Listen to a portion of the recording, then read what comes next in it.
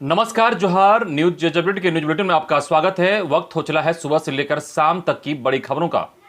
पहली खबर, झारखंड के किसान अब बिरसा किसान के नाम से जाने जाएंगे। एमडीएम में सातों दिन मिलेगा अंडा। मुख्यमंत्री हेमंत सोरेन ने सोमवार को विश्व आदिवासी दिवस पर झारखंड के 2 लाख किसानों के बीच 734 करोड़ की परिसंपत्तियों का वितरण किया। प्रोजेक्ट भवन में आयोजित इस समारोह में मुख्यमंत्री ने सांकेतिक रूप से कुछ किसानों को केसीसी और पशुधन योजना से जुड़ी परिसंपत्तियों का वितरण किया। इस मौके पर घोषणा करते हुए कहा कि राज्य के सभी किसान अब बिरसा किसान के रूप में जाने जाएंगे। वहीं मध्याह्न भोजन के तहत अब सप्ताह में 7 दिन बच्चों को अंडा मिलेगा। कृषि मंत्री बादल पत्रलेख ने कहा कि कृषि क्षेत्र की जीडीपी में योगदान को बढ़ाने का वादा किया गया है। कहा कि मौजूदा 12.5% जीडीपी को 20% तक ले जाएंगे। अगली खबर, नियुक्ति के लिए जिलावार क्षेत्रीय भाषाओं की सूची जारी करेगी राज्य सरकार। सरकारी नौकरी में नियुक्ति नियमावली को लेकर राज्य सरकार ने बीते दिनों हुई कैबिनेट में एक बड़ा फैसला लिया था। नई नियमावली के तहत होने वाली नियुक्ति परीक्षा में कई क्षेत्रीय भाषाओं को प्राथमिकता दी गई थी। सरकार का दावा था कि क्षेत्रीय भाषाओं को बढ़ाने से झारखंड के बेरोजगारों को सीधा फायदा होगा। हालांकि नई नियमावली पर सरकार के वर्तमान मंत्री मिथिलेश ठाकुर, कांग्रेस के पूर्व मंत्री केएन त्रिपाठी ने सवाल उठाया था। दोनों नेताओं ने कुछ क्षेत्रीय भाषाओं को नियमावली में शामिल करने की मांग की थी। अब जानकारी मिल रही है कि राज्य सरकार पहली बार जिलावार क्षेत्रीय भाषाओं की घोषणा करने जा रही है। इसे लेकर अगली कैबिनेट की बैठक में एक बड़ा फैसला आ सकता है। इससे जिलावार होने वाली नियुक्तियों में झारखंड के हजारों बेरोजगार अभ्यर्थियों को सीधा फायदा मिलेगा। इधर रिजल्ट से असंतुष्ट छात्रों के लिए अच्छी खबर। अब बदले हुए पैटर्न से होगी परीक्षा। वैसे परीक्षार्थी जो अपने रिजल्ट से संतुष्ट नहीं है, उनके लिए परीक्षा ली जाएगी। परीक्षा सितंबर के प्रथम सप्ताह तक लेने की तैयारी है। कोविड-19 के कारण मैट्रिक इंटर का रिजल्ट विलंब से जारी हुआ। ऐसे में जो परीक्षार्थी विशेष परीक्षा में शामिल होंगे, उन्हें जल्द रिजल्ट दिया जा सकेगा। इसके लिए परीक्षा पैटर्न में बदलाव की जा रही है। परीक्षा ओएमआर सीट पर भी ली जा सकती है, जिससे कि मूल्यांकन की प्रक्रिया जल्दी पूरी की जा सके। ओएमआर सीट पर परीक्षा लेने से रिजल्ट 15 सितंबर तक जारी कर दिया जाएगा, जिससे विद्यार्थी इंटर और स्नातक में जल्द नामांकन ले सकेंगे। इधर 12वीं में अनुत्तीर्ण छात्रों को पास करने की मांग को लेकर मांग पत्र सौंपते छात्र मोर्चा के केंद्रीय अध्यक्ष। झारखंड छात्र मोर्चा धनबाद जिला अध्यक्ष समीर रवानी ने सोमवार को जानकारी देते हुए बताया कि सोमवार को अमित महतो ने छात्रों के भविष्य को ध्यान में रखते हुए एवं उनकी मांगों के समर्थन में एक मांग पत्र झारखंड के शिक्षा मंत्री जगन्नाथ महतो को सौंपा। मांग पत्र के माध्यम से विस्तृत जानकारी देते हुए बताया कि कोरोना महामारी के कारण इंटरमीडिएट परीक्षा ऑफलाइन नहीं हो पाया, जिससे परीक्षार्थियों को जैक के द्वारा 11वीं कक्षा के अंक के आधार पर या पिछले परीक्षा के मार्क्स के आधार पर पास या फेल किया गया है। जब जैक के द्वारा जिस अंक के आधार पर 11वीं कक्षा से 12वीं कक्षा में प्रमोट किया गया, तो फिर उसी अंक के आधार पर इंटर में फेल कैसे कर दिया गया। शिक्षा मंत्री से अनुरोध है कि कोरोना काल की विकट परिस्थिति को ध्यान में रखते हुए जारी किए गए परिणाम पर पुनर्विचार कर इंटरमीडिएट में और मैट्रिक में फेल हुए परीक्षार्थियों के भविष्य को देखते हुए पास किया जाए। इस उक्त मांग पत्र के आलोक में शिक्षा मंत्री जगन्नाथ महतो ने जल्द उचित कार्रवाई का आश्वासन दिया। अगली खबर, झारखंड की हेमंत सोरेन सरकार करेगी नौकरियों की बरसात। 1 लाख पदों पर होगी बहाली। झारखंड के विभिन्न सरकारी विभागों में रिक्त पदों पर नियुक्ति प्रक्रिया जल्द शुरू हो सकती है। कैबिनेट से नियुक्ति नियमावली में संशोधन के लिए स्वीकृति मिल चुकी है, जिससे नियुक्ति का रास्ता साफ हो गया है। अब राज्य के लगभग 1 लाख पदों पर नियुक्ति प्रक्रिया शुरू की जा सकती है। पिछली सरकार द्वारा बनाई गई नियोजन नीति रद्द होने के बाद नियुक्ति प्रक्रिया शुरू नहीं हो पा रही थी। झारखंड में सबसे अधिक नौकरी शिक्षा व गृह विभाग में है। शिक्षकों के 24,000 व गृह विभाग में लगभग 20,000 से अधिक पद रिक्त हैं। अब परीक्षा से लेकर नियुक्ति में शामिल होने वाले अभ्यर्थियों की अर्हता भी तय हो गई है। नियुक्ति को लेकर विभागीय स्तर पर भी आवश्यक प्रक्रियाएं तेजी से पूरी की जा रही है। जिन विभागों में नियमावली में संशोधन होना है, उसकी प्रक्रिया भी अंतिम चरण में है। नियमावली लागू होने के बाद रिक्त पदों पर आर्थिक रूप से गरीब स्वर्णों को 10% आरक्षण का लाभ भी दिया जा सकता है। अगली खबर, हेमंत सरकार को वादा पूरा करने का अल्टीमेटम। 10 अगस्त को होगा रांची जाम। झारखंड यूथ एसोसिएशन ने हेमंत सरकार को वादा पूरा करने का अल्टीमेटम दिया है।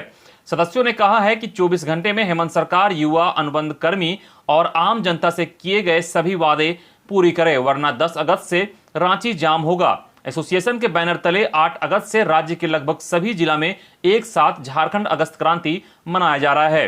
अगस्त क्रांति में सभी लंबित नियुक्ति, सभी अनुबंध कर्मी, खतियान आधारित स्थानीय नीति और छठी जेपीएससी रद्द व सुधार के समर्थक भाग ले रहे हैं। सदस्यों ने दावा किया कि देश के अलग अलग हिस्सों में हेमंत सोरेन की वादाखिलाफी के विरुद्ध धरना प्रदर्शन की भी खबरें आ रही है। रांची से देवेंद्र नाथ महतो, बोकारो से गुलाम हुसैन, धनबाद से सफी इमाम, राजेश ओझा, चतरा से प्रकाश कुमार और अजय राणा, रामगढ़ से संतोष कुमार, गिरिडीह से चंदन आनंद व पुरुषोत्तम कुमार, दुमका से रजनी मिर्धा, देवघर से पुरुषोत्तम कुमार, हजारीबाग से स्थानीय युवा, जामताड़ा से स्थानीय युवा आदि ने अगस्त क्रांति की अगुवाई की। अगली खबर, आउटसोर्सेस कर्मी फिर आंदोलन की राह पर, रिम्स निदेशक कार्यालय के पास दिया धरना। रिम्स के आउटसोर्सेस कर्मचारियों का मामला लगातार सुर्खियों में है। पहले काम से हटाए जाने के बाद रिम्स अस्पताल में जमकर विरोध प्रदर्शन और फिर सेवा समाप्ति होने पर बीते शनिवार को मुख्यमंत्री आवास का घेराव करने निकले आउटसोर्सेस कर्मियों को पुलिस के रोकने की खबर मीडिया में छाई रही। हालांकि शनिवार को ही रिम्स प्रबंधन की ओर से बताया गया कि उन्हें 20 अगस्त तक पैसे का भुगतान कर दिया जाएगा। इसके बावजूद करीब 150 से अधिक आउटसोर्सेस कर्मियों ने सोमवार को रिम्स निदेशक कार्यालय के समक्ष धरना दिया।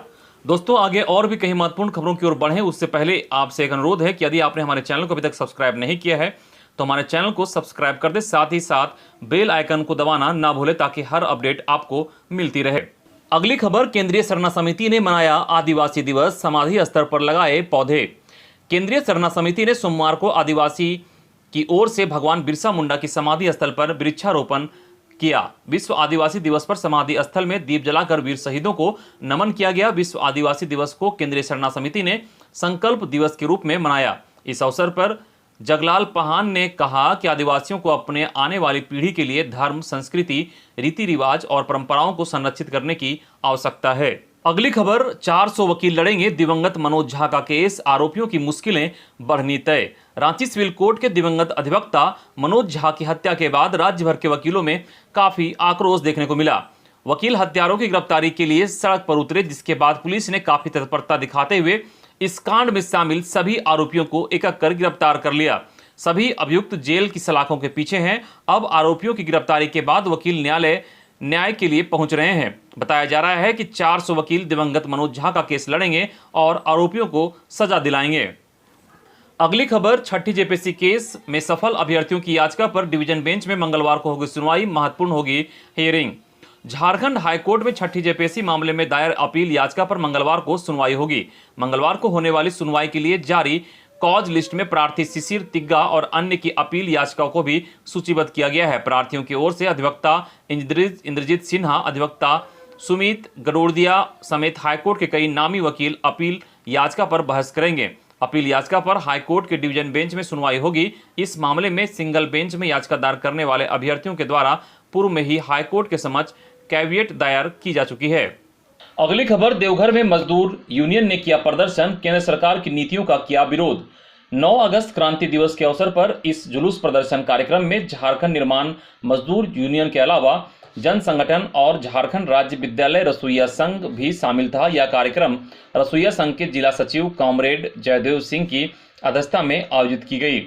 माले के राज्य कमेटी सदस्य जिला सचिव कॉमरेड सहदेव यादव ने कहा कि केंद्र सरकार की गलत नीतियों के कारण आज लाखों लोग बेरोजगार हो गए हैं। मजदूरों के हितों के सारे संवैधानिक अधिकार खत्म कर कंपनियों का गुलाम बनाने के लिए 4 श्रम कोड लाए गए हैं। जब तक चारों मजदूर विरोधी श्रम कोड खत्म नहीं होंगे तब तक आंदोलन जारी रहेगा। इधर सरकार के खिलाफ साजिश मामले में आरोपियों की जमानत पर हुई सुनवाई, एसीबी कोर्ट ने मांगी केस डायरी। सरकार गिराने की साजिश रचने के 2 आरोपियों की जमानत याचिका पर रांची एसीबी की विशेष कोर्ट में वीडियो कॉन्फ्रेंसिंग के जरिए सुनवाई हुई। सुनवाई के दौरान अदालत ने एसीबी से इस मामले की केस डायरी तलब की है। अब इस मामले की अगली सुनवाई के लिए न्यायालय ने 17 अगस्त की तारीख मुकर्रर की है। बचाव पक्ष की तरफ से उपस्थित अधिवक्ता जसविंदर मजुमदार ने दोनों ही अभियुक्तों निवारण प्रसाद महतो और अमित सिंह को जमानत दिए जाने की मांग की है। साथ ही अदालत को बताया कि अब इस पूरे मामले में उनके मुवक्किल की कोई भूमिका नहीं है। जबकि एसीबी की तरफ से उपस्थित अधिवक्ता ने कोर्ट के समक्ष कहा कि तीनों अभियुक्तों के द्वारा एक बड़े षड्यंत्र को अंजाम दिया जा रहा था। दोनों पक्षों को सुनने के बाद अदालत ने इस मामले से जुड़ी केस डायरी तलब की है। इधर छात्रों पर हुए लाठीचार्ज के विरोध में एबीवीपी और बीजेपी ने दिया धरना। धनबाद में छात्र छात्राओं पर लगातार 2 दिन हुए लाठीचार्ज को लेकर राजनीति चरम पर है। सोमवार को लाठीचार्ज के विरोध में एबीवीपी और भाजपा और भारतीय जनता युवा मोर्चा के नेतृत्व में महाधरना का आयोजन किया गया, जिसमें भारतीय जनता युवा मोर्चा के प्रदेश अध्यक्ष धनबाद विधायक राज सिन्हा सहित कई भाजपा नेता मौजूद रहे। इस दौरान भारतीय जनता युवा मोर्चा के प्रदेश अध्यक्ष किसले तिवारी ने कहा कि धनबाद में लाठीचार्ज की घटना की कड़ी निंदा करता हूं। जब तक एसडीएम पर कार्रवाई नहीं होगी तब तक भारतीय जनता पार्टी और भारतीय जनता युवा मोर्चा आंदोलन करती रहेगी। अगली खबर, महंगाई व बेरोजगारी के खिलाफ एनसीपी युवा मोर्चा ने दिया धरना।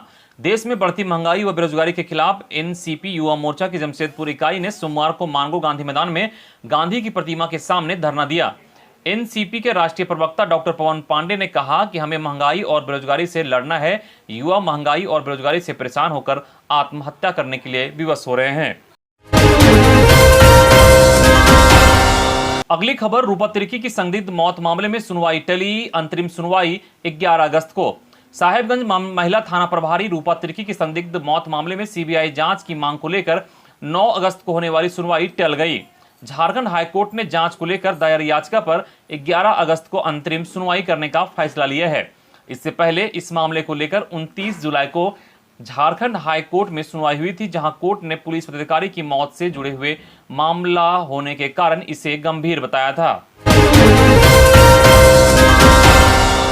अगली खबर, रिजल्ट से असंतुष्ट सीबीएसई के 12वीं के विद्यार्थियों के लिए अच्छी खबर। 12वीं के रिजल्ट से असंतुष्ट छात्रों को सीबीएसई ने एक मौका दिया है। असंतुष्ट छात्र अपनी आपत्ति दर्ज करा सकते हैं। बोर्ड विद्यार्थियों की आपत्तियों का निराकरण करेगा। अंक की गणना में त्रुटि से संबंधित शिकायत के लिए छात्र 9 से 11 अगस्त तक आवेदन दे सकते हैं। वहीं जिन विद्यार्थियों को लगता है कि कंप्यूटर में अंक फीड करने में गड़बड़ी हुई, तो ऐसे छात्र 11 अगस्त से 14 अगस्त तक स्कूल में आवेदन कर सकते हैं।